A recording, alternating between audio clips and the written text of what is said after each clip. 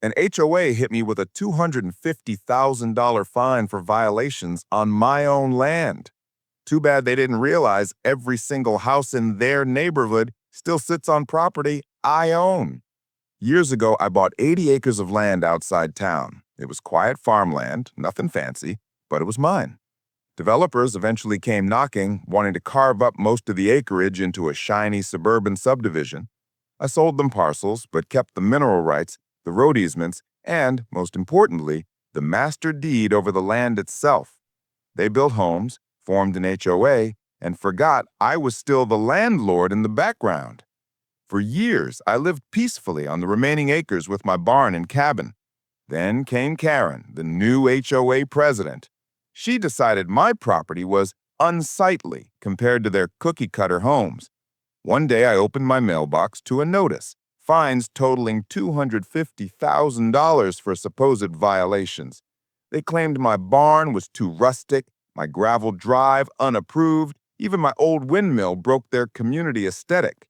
At first I laughed it off. Surely they knew my land wasn't part of their HOA.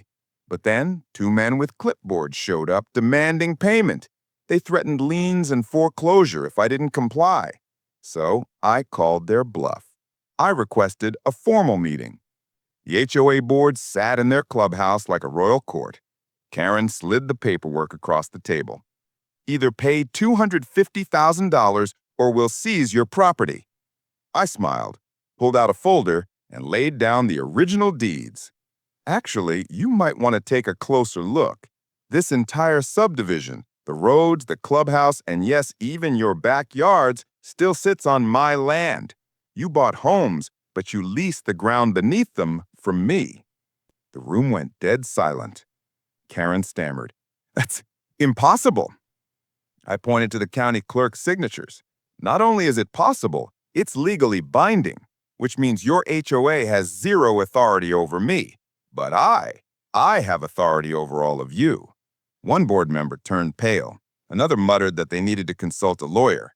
But the sheriff's deputy I invited to witness simply nodded. He's right. The records are valid. Karen's face collapsed. She realized her $250,000 fine just backfired. I leaned forward. So here's the deal.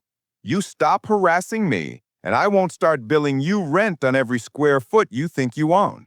Push me again, and I'll terminate your leases altogether. Now, instead of sending me fines, the HOA cuts me checks. Their empire crumbled the second they realized who really owns their neighborhood. Sometimes the best